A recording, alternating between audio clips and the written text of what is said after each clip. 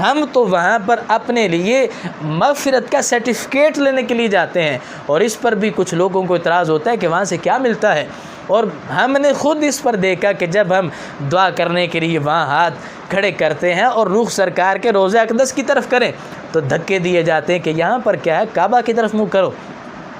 تو میں کہنا چاہتا ہوں کہ اگر ہم وہاں پر یہ جا کر دعا مانگیں اور سرکار سے مانگیں اور سرکار کو شفیع بنائیں یا سرکار کا وسیلہ ڈال کر مانیں، یہ بالکل درست ہے۔ اور اس پر ایک ایسا بھی فتنہ ہے کہ جو کہتے ہیں ہمیں سب کچھ کتاب سے دکھاؤ، ہم چونکہ علمی کتابی ہیں، تو ان علمی کتابی صاحب کو بھی میں یہ بتانا چاہتا ہوں کہ تم نے کتابیں کتنی پڑھی ہیں جو تمہارا دعویٰ ہے کہ ہم علمی کتابی ہیں اور ہمیں کتاب سے دکھاؤ۔ اب یہ کتاب جو امام ابو عبداللہ بن محمد موسیٰ بن نعمان المراکشی جو کہ 683 ہجری میں جن کا وصال ہے، یہ کتاب مصباح الظلام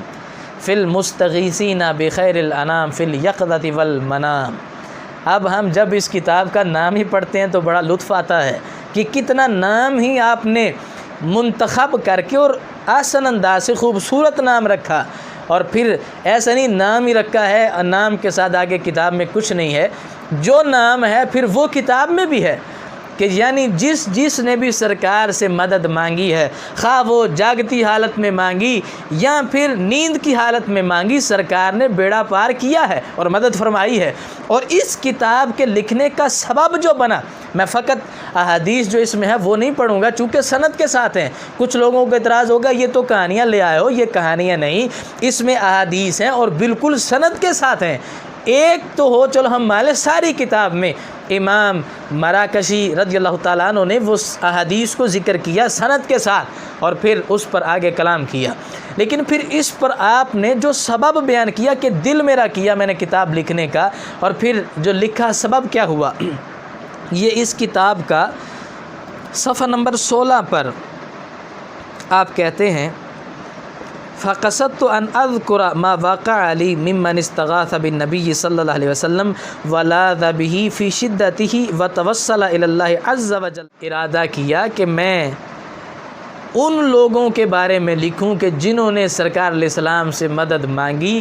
یا مشکل گھڑی میں انہوں نے سرکار کو وسیلہ بنایا اللہ کی طرف، یا پھر انہوں نے سرکار سے ہی مدد مانگ لی، وَلَاذَ بِهِ فِي شِدَّتِهِ، یعنی ان سے انہوں نے حفاظت مانگی مصیبت میں۔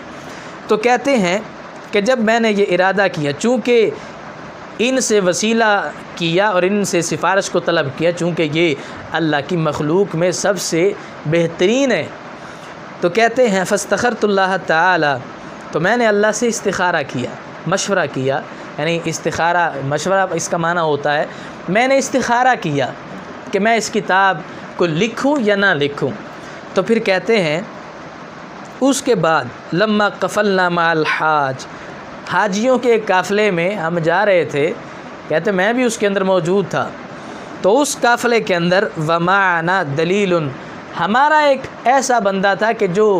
ہمیں لیڈ کر رہا تھا، آگے ہماری رہنمائی کر رہا تھا کہ یوں جانا ہے یوں نہیں جانا، یہاں پر بیٹھ کر ریسٹ کر لیتے ہیں، نماز کا وقت ہے تو پڑاؤ کر لو، سواریوں کو پانی پلا لو۔ اب وہ ہمیں آگے رستہ وغیرہ دکھا رہا تھا، وہ جیسے حکم کرتا سارے اس کو مانتے تھے۔ تو جب ظاہر ہے وہ آگے لیڈر تھا تو پھر اس کو اپنی ذات بعد میں یاد آتی تھی، قافلے والے پہلے یاد آ رہے تھے۔ تو امام کہتے ہیں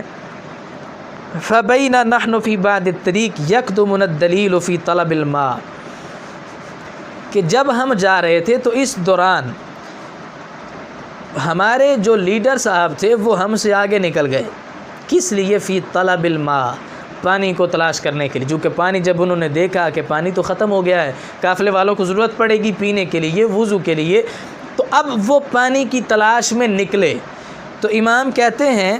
فَتَبِعْتُ الدَّلِيلَ آخِرَ النَّهَارِ وَمَشِيتُ خَلْفَهُ إِلَى الْغُرُوبِ،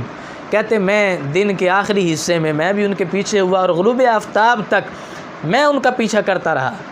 لیکن فَدَخَلَ عَلَيَّ اللَّيْلُ وَأَظْلَمَ وَخَفِيَ عَلَيَّ الْأَثْرُ، تو کہتے ہیں کہ جب غروب آفتاب ہو گیا، اندھیرا ہو گیا، تو مجھ پر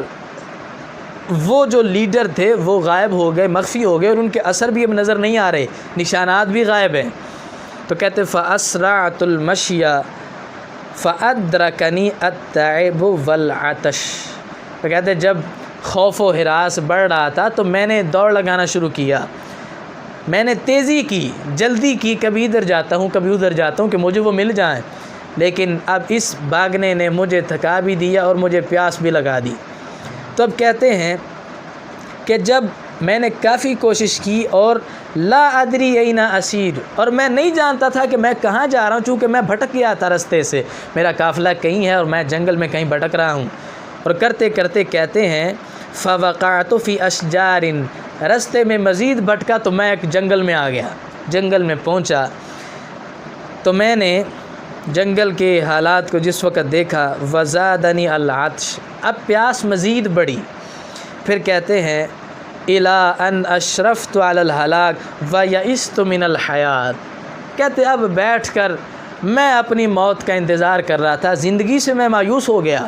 کہ رات کا وقت ہے، جنگل میں پہنچ گیا ہوں تو اب پیاس بھی شدت کی لگی ہوئی ہے اور مجھے میرا قافلہ بھی نظر نہیں آ رہا۔ تو کہتے اب میں ایک درخت کے ساتھ ٹیک لگا کر ہلاکت کا انتظار کر رہا ہوں کہ یہاں بیٹھ کر کوئی درندہ آئے گا، وہ مجھے چیر پھاڑ ڈالے گا، یا پیاس سے ہی میں دنیا سے چلا جاؤں گا۔ زندگی سے مایوس ہو گئے، لیکن کہتے ہیں کہ وہ جو میں نے کتاب لکھنے کا ارادہ کیا تھا تو شاید وہی دل میں بات آئی کہ سرکار سے جس نے مدد مانگی ان کا میں تذکرہ چھیڑنا چاہتا تھا، ذکر کرنا چاہتا تھا، تو چلو آج موقع ہے، کیوں نہ سرکار کو پکارا جائے۔ تو پھر کہتے ہیں فقلت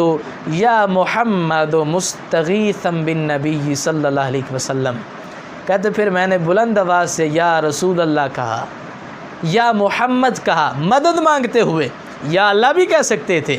لیکن کہا جب سرکار علیہ السلام کا وسیلہ آئے گا یا سرکار سے ہی توسل کریں گے تو آئے گا۔